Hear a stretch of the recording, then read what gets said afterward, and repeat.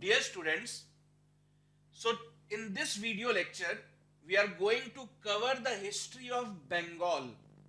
So when I say Bengal, I precisely mean the time period when Bengal gained its independent identity after the decline of Mughals.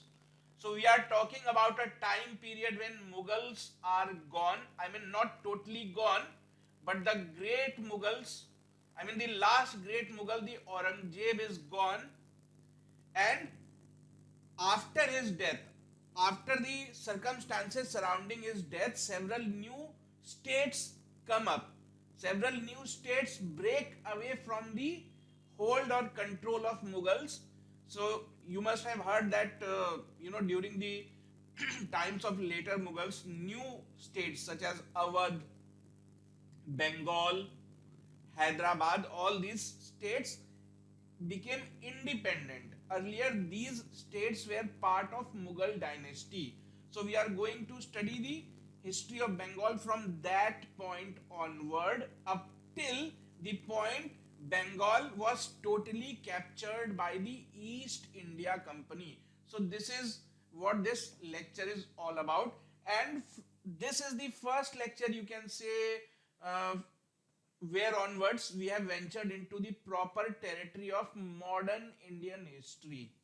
So Mughals are gone, Britishers are just trying to, uh, you know, consolidate their foothold. So it is that juncture of Indian history. So let's begin. So we will be covering this in two parts. So the first part would be the Nawabs of Bengal, or the history of the Nawabs of Bengal. So we'll cover in detail what is meant by this Nawab and all. So first things first, how was or what was the political scenario of Bengal during the time of the Mughals? So Bengal that time was known as Bengal Suba. Like today in India we have states. So there is a country known as India, and then we have states. So during those times there was a kingdom known as Mughal kingdom. So the entire Mughal territory was divided into 12 provinces. So as you know that Mughals did not rule the entire India.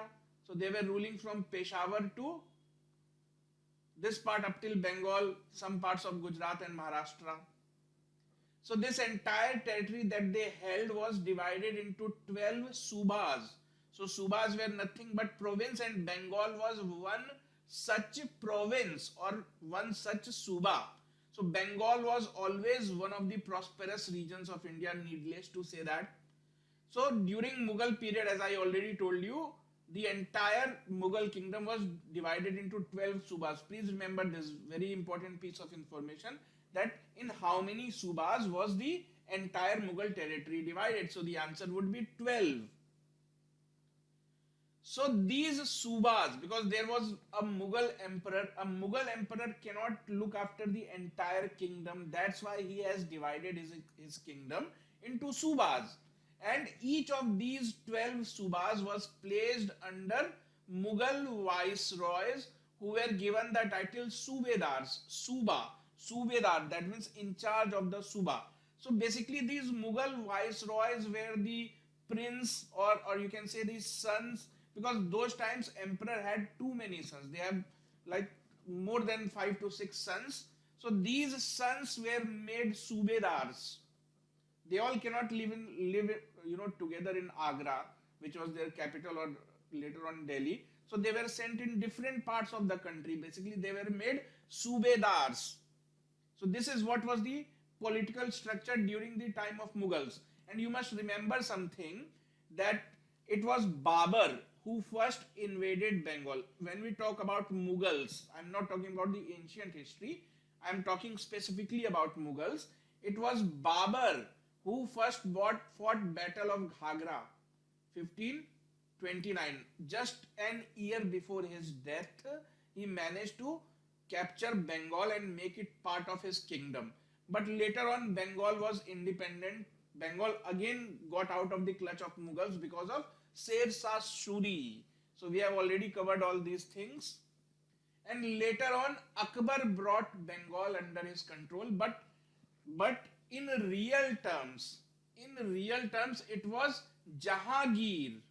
Jahangir who completely bought the extensive area of Bengal under the control of the Mughals. When we say Bengal, we also talk about modern day Bangladesh, Bihar of today, Odisha of today. So all these used to comprise the Bengal Suba of that time. So it is interesting to note that during those times, Dhaka used to be the capital of Bengal because, as I already told you, Bengal also comprised of today's Bangladesh, and today Dhaka is the capital of modern day Bangladesh. During that time, Dhaka was the capital of the entire Bengal Suba, and it was not called Dhaka at that time. So this city was called as Jahangirpur. As I already told you that it was basically Jahangir who managed to cover the extensive area of Bengal, who managed to capture the extensive area of Bengal and make it part of Mughal territory. So the capital Dhaka was named after Jahangir himself and it was known as Jahangirpur. So it will help you remember. So, the last great Mughal emperor or the sixth Mughal emperor Aurangzeb, during the reign of Aurangzeb, the European companies had heightened their activities in Bengal Suba. As I already told you that Bengal was one of the prosperous regions of India. So what was the reason? Because you see, from this area, rice, silk, high quality silk, muslin silk. So this Dhaka was famous for something called as muslin silk, very high quality silk. So all these trades, ships used to come here and you know fill their ships and then they used to sail back to their countries. So this kind of trade was going on from thousands of years. But all these things changed when Europeans entered Bengal because Europeans had not come here only to trade. Though their main purpose was trading, but they also had plans to become the master of Bengal. They thought that if Mughals can rule Bengal, then why can't we rule?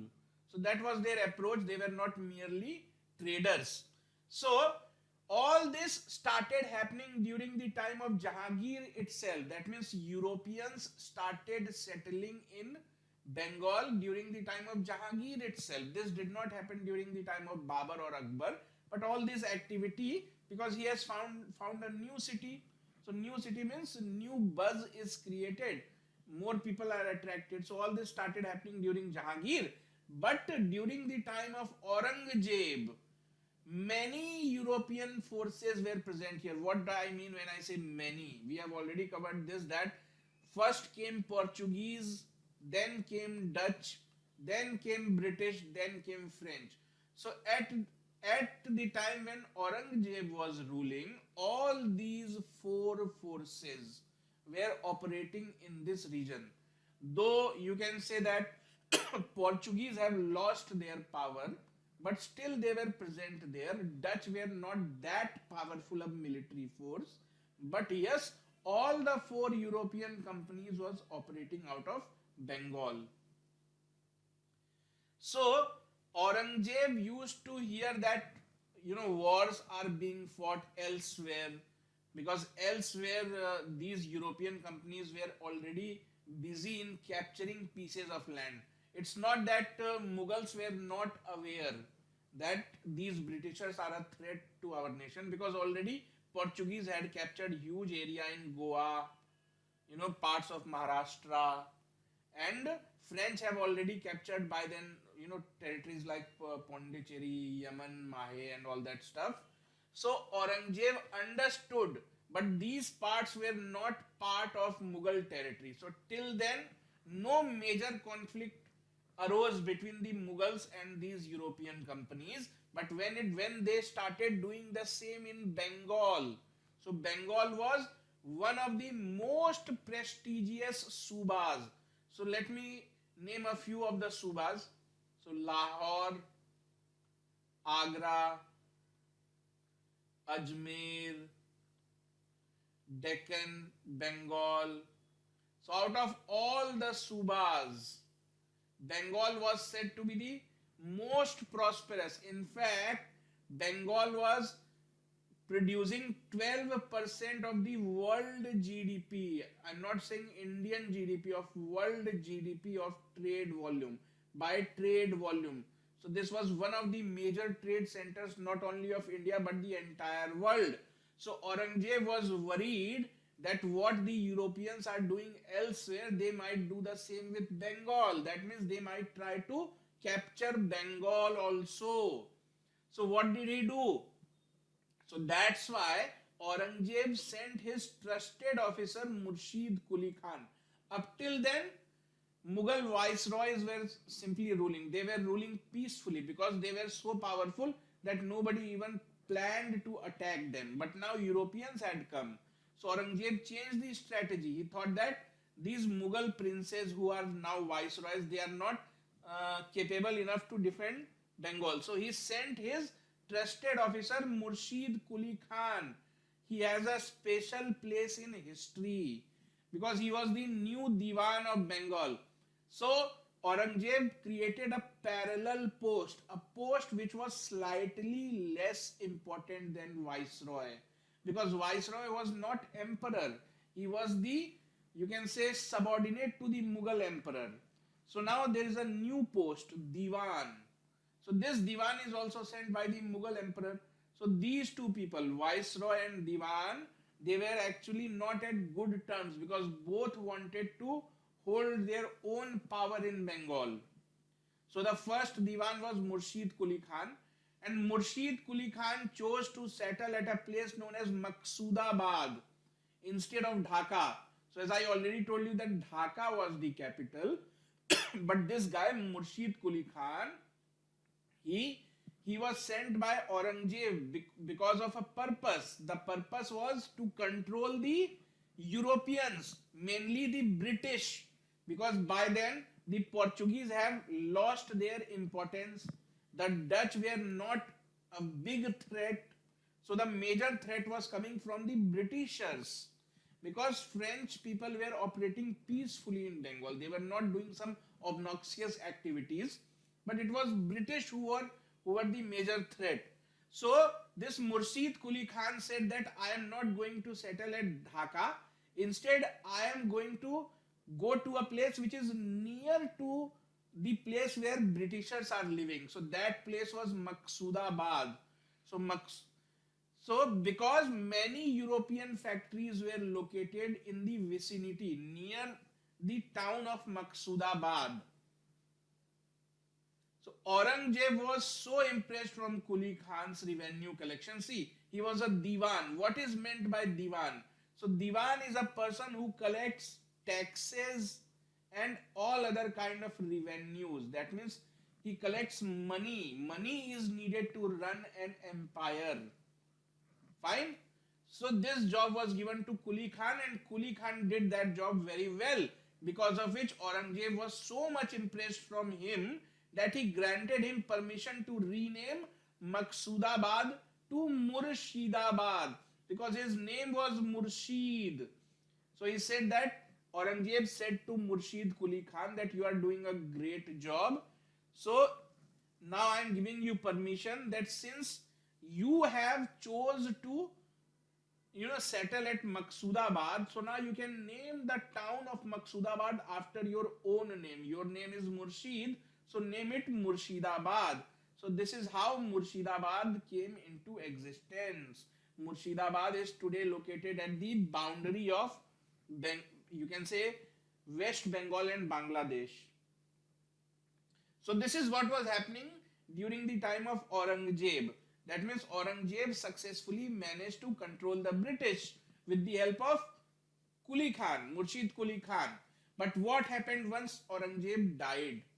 So after Aurangzeb's death in 1707 AD, so after Aurangzeb's death, the Mughal dynasty set on a path of decline because his successors were not as powerful or not as you can say politically acumen or politically capable to continue their glamorous empire.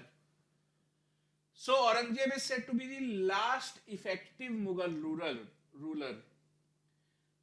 So after Aurangzeb's death, many rulers were replaced in quick succession. Some used to rule for 3 years, some for 1 year, 2 years, and so on. So in 1717, so we have already covered this history of what happened after Aurangzeb's death in a chapter known as Later Mughal. So you can refer to that. So in 1717, the Mughal emperor of the time was Farrukhsiyar, and these were weak emperors. So they were always looking for support. They were weak. They could not take brave decisions. So he needed support. So from where will he get support? So those people who are already working under the Mughals, so he thought that let me give them more power. So if I give them more power, they are not going to revolt against me. Why do people revolt? Because they want power. So if I already make them more powerful than they are, so they will be happy. So that's why he promoted Kuli Khan, and he was made the Diwan and Subedar. So see, Subedar was the most important person, second most important person was Diwan. But now Kuli Khan was given the first, both the important post. He was already the Diwan, and today onwards he is also the Subedar. Who did this? Farrukhsiyar. Farrukhsiyar did something else with Bengal that changed the fate, kismat of Bengal. What did he do? So Farrukhsiyar also issued a royal farman in 1717. So this farman was given to the British officials. So this farman was basically given to the British to stop them from doing any harm to Mughal Empire, because Mughals were very weak. They had become totally weak by then. And they were also under threat of Marathas. So they needed some support from elsewhere. So to gain British support, that time the Emperor Farrukhsiyar issued a farman. And please remember, that time Britishers were not present all over the country. They were basically located at three centers. The first, their most important foothold was at Madras. The second was at Bombay, and now they were trying to enter into Bengal. They faced the greatest difficulty in gaining Bengal. So Bengal was the last to come under their control, you can say. So Farrukhsiyar issued a royal farman. So this farman basically said that Britishers can do duty-free trade in these three regions of the country: Bengal, Madras, and Bombay. What is duty-free trade? See, you have come here to trade. That means you will bring something from your country. So if you bring something from your country, you have to pay taxes to the local market authority, that means to the king. Or if you are buying something from India and you are loading it on your ships, you have to pay taxes again. You are taking something from my country. So government is involved, so you have to pay taxes. So whether you import something or you export something, you have to pay taxes. But this guy Farrukhsiyar, Emperor Farrukhsiyar, said that Britishers are, Britishers are free from paying any kind of taxes. So that is known as duty-free trade. You don't have to pay taxes at all. Whereas the local merchants means the Indian merchants who have native population, they were not given any such kind of concessions. That means they are paying taxes, but foreigners are not paying taxes. So what effect will this have on business? So foreigners, if they do not pay any taxes, they can sell the same good at cheaper rate. Suppose I sell a chair for rupees 100, you also sell a chair for rupees 100, but I am paying 50 rupees as tax to government, and you don't have to pay any taxes to government. Then you can sell the same chair for rupees 60 also. So I will be selling at 100, you will be selling at 60. So you will have more business. Or you can sell at 90, you gain 30 rupees profit, I gain only 5 rupees profit. That means you gain more profit even if you sell at a cheaper rate. So this is the disastrous effect this royal farman had. So you have to remember that this royal farman was issued by the emperor known as Farrukhshir, and he was a Mughal emperor. And this was done in 1717, and today historians judge it as a foolish decision. See, it is obviously a foolish decision. You are favoring foreigners over your own countrymen. So now, as I already told you, that this guy Farrukhshir made Murshid Quli Khan the Subedar as well. So there were two posts by that time, Diwan and Subedar. Now a new post will get created, that is Nawab. How that happened, let us see. So Quli Khan soon declared himself the first Nawab of Bengal. So now what is the funda of Nawab? So during Farrukhshir time itself, so many independent states started coming into existence, like Hyderabad, Awadh, which is today's Lucknow, and Bengal. So these independent rulers, they were not totally independent. They used to pay tribute and taxes to the Mughal emperors of Delhi, but the Mughals said that we are not going to interfere in your day-to-day life. Just keep on sending money to us. We are happy with this arrangement. And one more change was brought because of this system of Nawab. So earlier Mughals used to decide that who will go to Bengal, will act as a Subedar for, let's say, 5-6 years, and then he will be changed. Somebody else will go and will become the Subedar. So it was it was like getting an appointment from the Mughal emperor. So you never knew when you are going to be replaced from the position of Subedar. But when this system of Nawab started, so Mughals said that we are not going to interfere. You become the Nawab, and after your death, your son will become the Nawab. That means we are not going to decide the appointments. So in a way, it became family business. Nawab, hereditary. So now Murshid Quli Khan said that now you don't have to worry about who is appointed to Bengal. Now I am the Nawab. So that is what is meant by Nawab. So Quli Khan became the first Nawab of Bengal, and this was happening during the time of Farrukhshir. So now Murshidabad was made the capital of Bengal. Before Murshidabad, what was the capital of Bengal? Dhaka was the capital of Bengal. Since Quli Khan was living in Murshidabad for a long time, so he said that now let me shift the capital, let me make Murshidabad the capital. So being the Nawab of Bengal, he was still bound to send major chunk of revenue collected to the Mughal treasuries in Delhi. So even after becoming Nawab, it didn't mean that he was totally free from all kind of obligations. He was still supposed to send the part of the revenue collected to the Mughal emperor, just to gain his support, or to gain, you can say, legitimacy to rule. So Murshid Quli Khan kept a tight watch over the activities of the English and did not allow them to misuse the farmans issued by the Mughal emperors of Delhi. So Murshid Quli Khan was a wise man. He was not as foolish as Farrukhshir. He understood that what this kind of farman is going to do to local merchants and rulers. So Murshid Quli Khan said that no, this farman business is not going to work in Bengal. You keep on paying taxes. I don't know what Farrukhshir said to you. So this was the ground situation of that time, that Britishers did not dare say a word against Murshid Quli Khan. So he was in fact more powerful in his region than the Mughal emperor was. Even Mughal emperor's farman was not respected by him, because he knew that this farman would lead to disastrous effect for our own people, our own merchants, Indian merchants. That's why he did not allow them to misuse the farmans.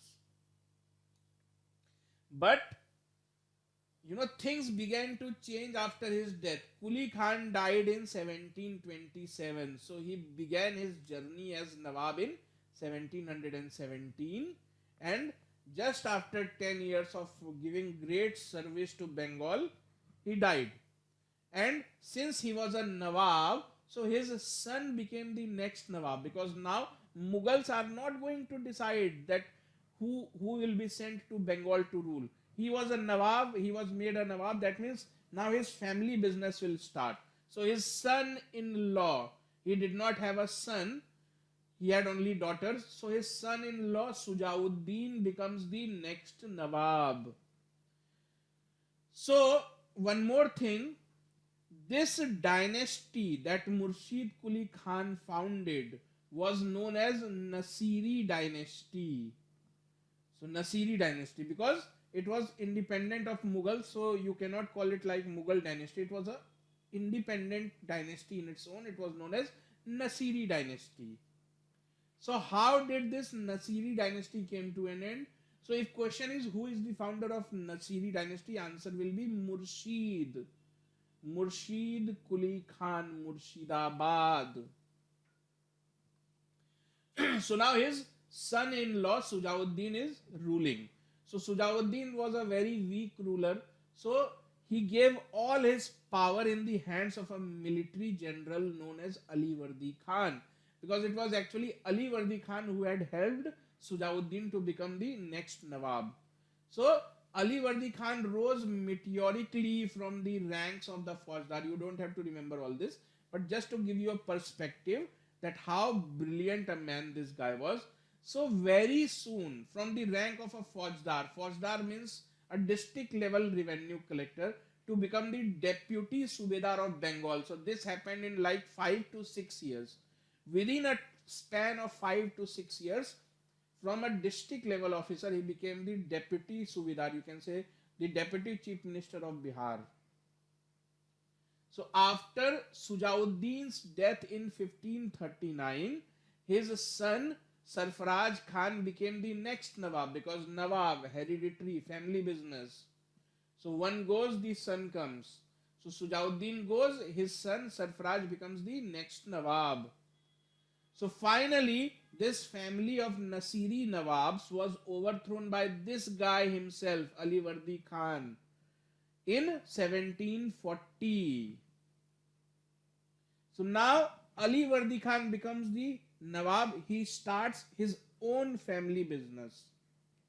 So Ali Vardi Khan challenged Sarfaraz Khan in the battle near Murshidabad and killed him.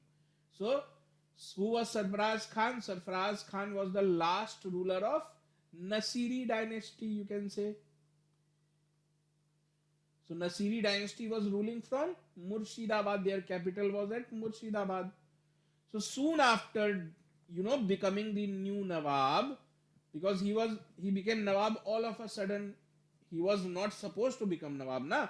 So he had killed somebody. He had killed Sarfaraz Khan. So the relatives of Sarfaraz Khan were ruling in parts of Odisha, parts of Bangladesh. So now they started attacking Ali Vardi Khan. But Ali Vardi Khan managed to defeat them as well. So he defeated the relatives of Sarfaraz Khan who were ruling from Odisha, and thus Odisha was also merged in Bengal. So that is how states are formed. So at that time Odisha was merged in Bengal, and from that time onwards till 1912 Odisha was part of Bengal Suba itself. Now you will say that while all this thing is happening, what is the Mughal emperor doing? So as I already told you that Mughal emperor, so if you will go through the videos of later Mughal, so they were just emperors for the name only. Their influence extended. It is said that Shah Alam, so this Muhammad Shah Rangila, Shah Alam from Delhi to Palam. So Palam is a locality of Delhi. So it is said that these emperors were sitting at Delhi and their influence ended at Palam, hardly 20 kilometers away. That means they were just rulers of Delhi, you can say, not of entire country. So Muhammad Sarangila, the then Mughal emperor of Delhi, did not intervene, and Ali Vardi Khan also continued sending major part of revenue to Delhi. So this Ali Vardi Khan, he still has some respect for the Mughals, or you can say he did not want to come into conflict with the Mughals. So he kept on sending tax revenues to the Mughals as before. So now Ali Vardi Khan is looking for new friends. So from where will he get new friends? So one such friend is British. But why does he need friends? Ali Vardi Khan's kingdom immediately came under the frequent attacks of Maratha forces, because at that time basically Mughals have lost their power, and Marathas were the most potent, most powerful forces operating in our country. I mean the native forces, apart from the European companies. Even the Britishers had not fought any war with the Marathas till that point. They were considered to be, by that time they were undefeated when all these things were happening. So Ali Vardi Khan's kingdom was under attack from Marathas. So Ali Vardi Khan with the help of English. So that's why you see this Marathas were the common enemy of Ali Vardi Khan as well as the Britishers. So that's why, and you can say enemy of an enemy becomes your natural ally, becomes your natural friend. So that's why Ali Vardi Khan and the Britishers came together. So Ali Vardi Khan with the help of the English, so this is a very important fact you must remember. So Ali Vardi Khan with the help of the English built a ditch around the city of Kolkata, which was known as the Maratha ditch. So why? Because you see these Marathas, they had a habit of coming on horses, entering into the territories of Mughal Subas. See, they were fighting, uh, when the Maratha kingdom was established. At that time, they were at war with the Mughal kingdoms. But later on, they became friend with the later Mughal rulers. But this habit of attacking Mughal territory did not go away. They still used to attack Mughal territories and loot the farmers, the peasants and merchants, take their money and go back. So that is the threat Ali Vardi Khan and Bengal was facing. That is the threat that the British companies were facing, because they thought that suppose you are sleeping at night and 2000 Marathas surround your factory, then your factory will be looted. So you have to do something to stop Marathas from entering Bengal. So that's why they thought of protecting the city of Kolkata. So they dig a ditch around the whole city. So this is the city. Here ditch was created. So what is the meaning of this ditch? You cannot bring your horses. There is a ditch. Your horse will fall. How you cannot walk on foot. So some bridges were built over this ditch. So you can come using through this bridge only. And at night time, these bridges were removed, so nobody could enter Calcutta, nobody could go out from Calcutta. So this was known as the Maratha ditch. With the passage of time, this ditch became the geographical boundary of the city of Kolkata. So who created or who built the Maratha ditch? The answer is Ali Vardi Khan built the Maratha ditch. So this is how the Britishers and Ali Vardi Khan came together, because this ditch was built with the help of the Britishers. And Ali Vardi Khan also allowed the English to build fortifications at Fort Williams. So Fort Williams, what is basically Fort Williams? So Fort William, you can say, was the seed or the inception of Calcutta. So when the Britishers came to Bengal near the river Hooghly, so they needed a place to set up their factories. They needed a place where they, their wives, their children could stay. So they had built a fort which was known as Fort Williams, and nearly 3 to 4,000 Britishers used to stay there. So this fort later on developed so much, people started settling near this fort, and today it is known as Calcutta. So that is how the story of Calcutta began. So Ali Vardi Khan allowed the Britishers to fortify their settlements. So now they are becoming friends. Ali Vardi Khan and Britishers are becoming friends. They are giving permission to each other. They are helping each other. Now this guy Ali Vardi Khan is remembered for a famous battle against the Marathas. It is known as Battle of Burdwan. Burdwan is a place near to Calcutta, almost like 100 to 120 kilometers away from Calcutta. So Ali Vardi Khan is remembered for defeating the Marathas at the Battle of Burdwan in 1747. This guy Ali Vardi Khan died in 1756. So when Ali Vardi Khan was ruling, Britishers were not creating any troubles as such for Bengal. They were doing their business peacefully. So Ali Vardi Khan died in 1756 and was succeeded by his daughter's son Sirajud-Daulah. So this Ali Vardi Khan, he did not have any sons. He had only daughters. So his youngest daughter's son Sirajud-Daulah used to live with him only, in his palace only. So when he died, his grandson Sirajud-Daulah, who was only 23 years old at that time, he became the next Nawab. So this is the real portrait of Sirajud-Daulah. He was 23 years old at the time when he became the Nawab, and he is known as the last independent Nawab. So Ali Vardi's brother-in-law Mir Jafar was the commander of the Bengal forces and wanted to become the Nawab. So this Ali Vardi Khan, he did not had any sons. He had only daughters. But he had a powerful brother-in-law, Mir Jafar, who was actually the commander of the Bengal forces.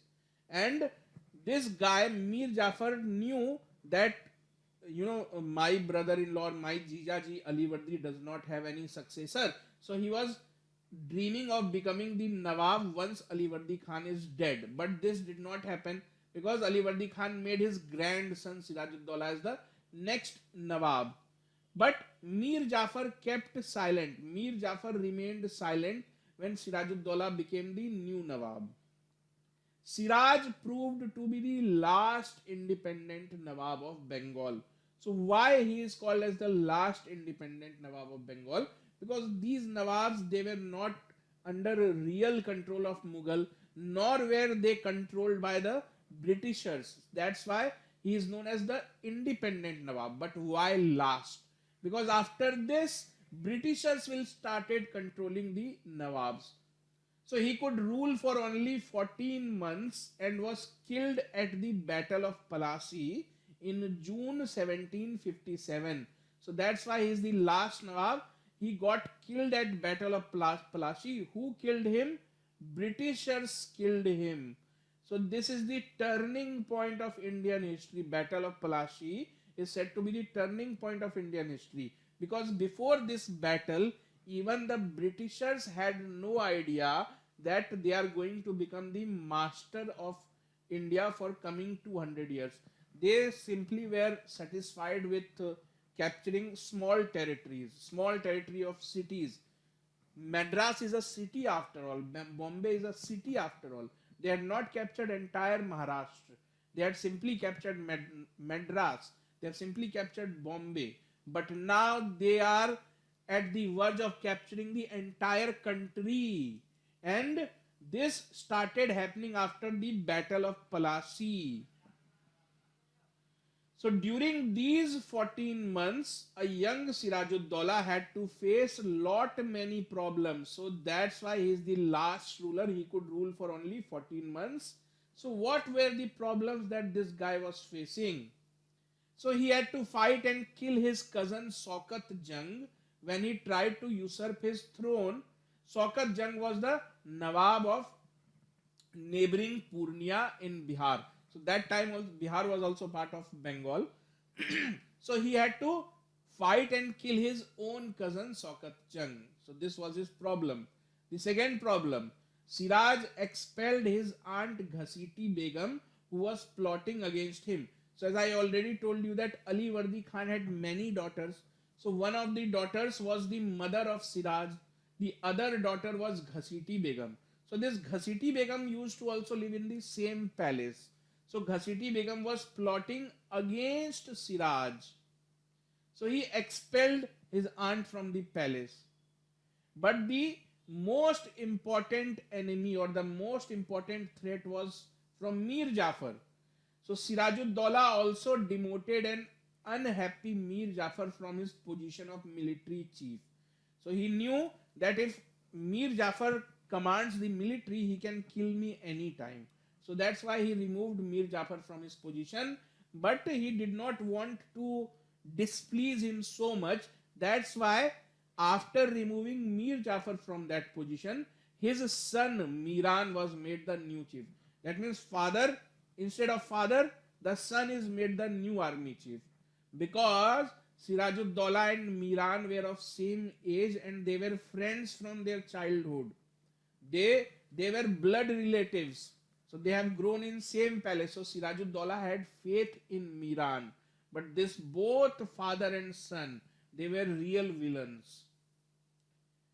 Also, the wealthiest merchants of the kingdom, whose kingdom? Sirajuddaula's kingdom, that means Bengal, like Jagat Seth, Rai Durlab, Omi Chand wanted to replace Siraj with Mir Jafar.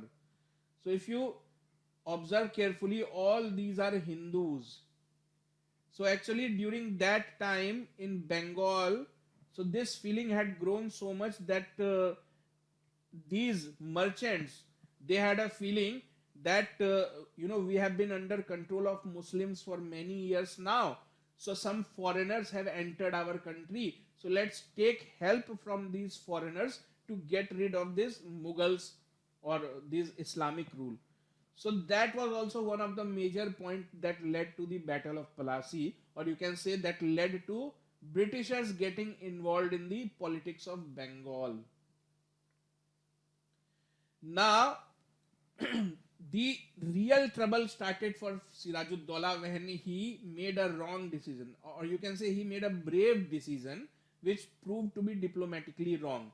So as I already told you that Fort William was the real Calcutta of that times, where the British people used to live. It was not just a fort, it was a fort city. 3,000 to 4,000 people used to stay there generally. So despite Siraj's strong measures, the Englishmen continued to misuse the royal farmans. So when his grandfather Ali Vardi Khan was alive, or before that when Murshid Quli Khan was ruling, so they had kept this Englishman under control. They have said that this royal farmans are not going to work here. But during Sirajuddola's rule, because Sirajuddaulah was a very young, you can say he was hardly 23 years, 24 years old. So he was inexperienced. So Britishers started defying his order, disobeying. That means they started misusing the royal farmans. And they also fortified their settlements of Kolkata without the Nawab's permission. So you don't take permission from Nawab. That means you have become the owner of that property. So you are giving that signal to Nawab. So all these things used to anger Sirajuddaulah. So in June 1756, Siraj attacked Fort William. So this is known as Siege of Fort William. So this happened in just a day. So the Britishers had already come to know that Sirajuddaulah is coming to attack Fort William. So they evacuated. So they went to the neighboring towns. They left Fort William, or you can say they left Calcutta and went to other parts of Bengal. But some 300 to 400 people were left behind. So in June 1756, Siraj attacked Fort William and took around 150 British prisoners. So most of the people had ran away, but not everybody could run. So 150 people were captured by Sirajuddaulah. So these prisoners were shut inside a small room with no ventilation. So you can see people were captured by Sirajuddaullah's forces and they were kept in a small prison room which had no ventilation, no windows, no ventilation. So next day when this cell was opened, almost 120 English prisoners, mostly women and children, were found dead due to suffocation. So after capturing 150 prisoners, so all these prisoners were shut in a room, because of which they suffocated. They were left there for like 15 to 16 hours. So out of 150, 120 have died.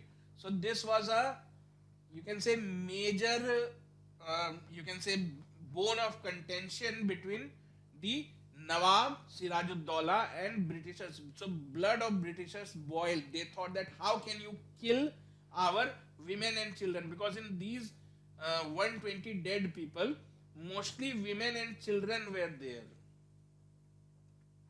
So you can say this was the major cause, or this was the immediate cause which decided that very soon Britishers and Sirajuddaulah are going to fight a battle, because after killing 120 British people, it was confirmed that Britishers are going to come back to take revenge.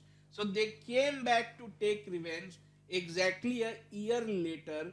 That was in June 1757, because this incident also happened in June 1750, June only, and next year June, that means almost exactly 1 year later, the revenge was taken. Sirajuddin got killed by the Britishers at the Battle of Palasi. So this is how this is the first half of history of Bengal. So up till now, Nawabs were ruling. So from now onwards, that means after the Battle of Palasi, in which Sirajuddin gets killed, so after this, the Britishers take control of the politics of Bengal. So this we are going to cover in part 2. Also we will see that how did Sirajuddin got killed at Battle of Plassey, what all things happened there. So all these things we are going to cover in part 2.